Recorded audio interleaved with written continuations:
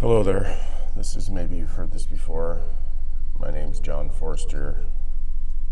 I enjoy talking about change and growth in humans on a different level of like how you can change your mind or how you should feel your feelings or how you should tell people how you feel or be honest.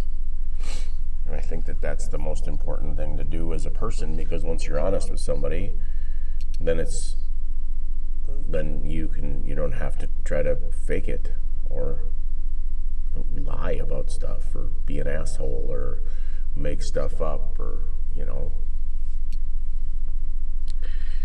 Today I'm going to talk about feeling your emotions. So we go through life and we hold emotions in instead of feeling them, instead of allowing them to leave, because we haven't been taught to how to make them leave, because quite frankly emotions are a 90-second thing. They're a 90-second feeling. The reason that we put so much stuff behind them is because that's what we were taught to do, because we had to repress our emotions, usually based on some sort of trauma or based on some sort of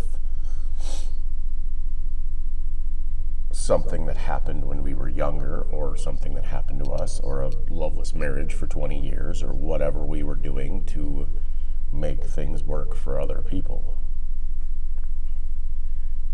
And we try to justify those emotions by getting upset or getting annoyed or getting angry or feeling guilty or feeling shame. And what we should do is we should start to feel those emotions, and we put those emotions and feel those things along the lines of, oh, I feel this. Oh, I feel that. Or, oh, this is what I need in this situation. Instead, we just kind of get mad and repress our emotions and freak out on the people around us, or get mad at our children, or get mad at our wife, or get mad at somebody else. And we tend to get irritated, and we tend to get upset, and we tend to do that because we are incapable of acknowledging that we are scared, or we are afraid, or we are lonely, or we are guilty, or we are shameful, or we are. And once you start acknowledging those things, then you can start to deal with them in a positive way.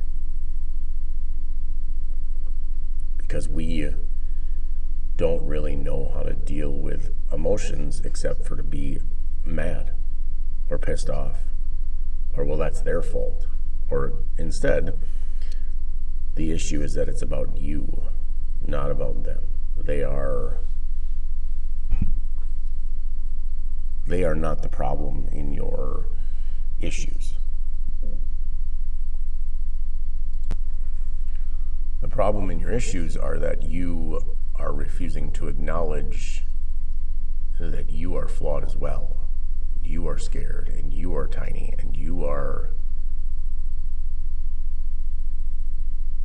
alone inside of your head. So we tend to make this tendency to get mad at somebody because we're pissed off at work, or because we're pissed off at something that happened, or because we're pissed off at something else, or because we're tired of listening to our child, or because we're tired of hearing what our child has to say, or we're tired of hearing what somebody has to say. We are incapable of changing people outside of ourselves, but yet we spend all of this time trying to change people outside of ourselves.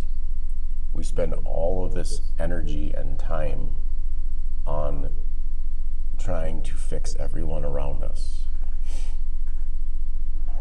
because we are failing to understand that we are the problem. Because when we were raised, the problem isn't us. We weren't raised to be like, oh my God, the problem is me. I'm the problem in my own shit. I keep creating these issues for myself. I keep making these things an issue. And it's like, I can't continue to make these things an issue until I start dealing with myself. And to deal with yourself, you have to acknowledge that you're flawed. And you have to acknowledge that you're a fucking asshole sometimes. And you have to acknowledge that, hey, maybe I shouldn't have done that. Hey, maybe we shouldn't have done that. Hey, maybe that was a bad idea. Hey, maybe we could go back to the way things were.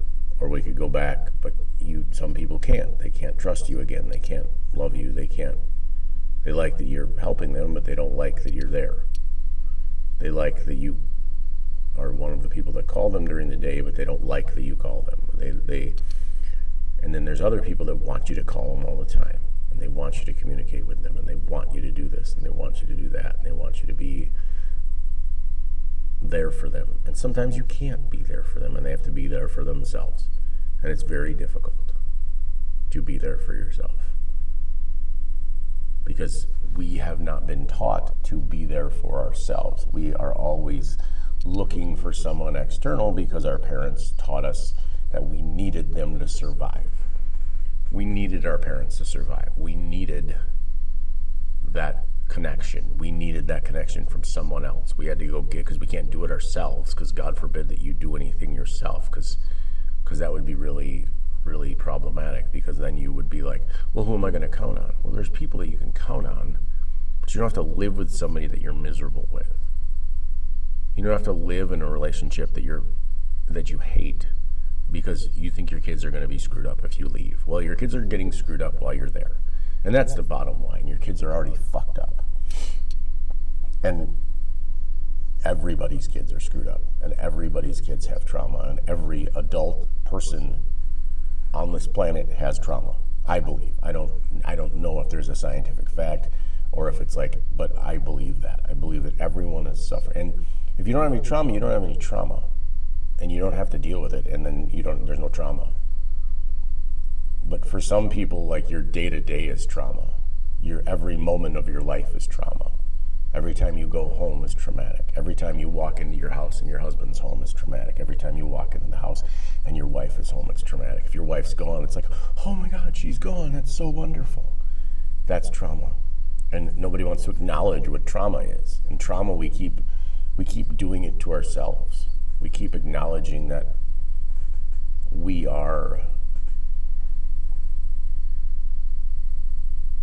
keep not acknowledging, we keep running away from the issue, that we are the issue. We want to look for the issue from somebody else. My kid won't stop fucking talking. My wife won't shut the fuck up. My husband won't stop jawing. My mom won't stop asking me about everything. My mom won't leave me alone. My dad doesn't know what to say. My sister is a bitch. All of it. It's all things that we need to deal with in a way that is difficult for us to deal with, because we are not capable of dealing with that stuff on the level of that stuff.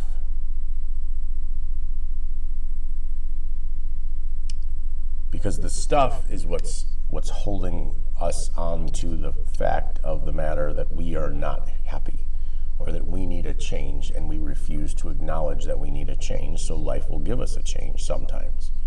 Other times life will not let you change, and it'll just you'll keep doing the same shit over and over again, and loving the same shit. And it's just a problem, because, and that's not the right word, problem makes it sound like it's something terrible, but the problem is that our emotions, we don't feel our emotions, especially men. Men don't feel their emotions because, well, I gotta be a big man, and it's just like, okay. And women overly feel their emotions, so then they're like, well, you're crazy because you have emotions, and then, well, that's not true either. That's not right, because your emotions are valid, but you also need to feel them and not project them into every situation, because you are putting your emotions onto things that are not reality. You are making things up in your head that aren't real. And that's also a problem, because that gets very bad, because then you're like, well, that happened, and then that didn't happen, and then you get gaslit, or you get trauma bonded to somebody, and then it's like, well, you did this to me. Well, you're out to just, what you did all sorts of shit to me, and now it's okay because you can like turn it around and like, oh, I want to believe that my wife is not crazy and wants to change. I want to believe those things. I want to believe that my emotions aren't telling me that I need to stop this. Thank you for tuning in, and hope this helped. If you want to hear about something else or you got a problem, ask away. I can probably try to help you. Have a beautiful day.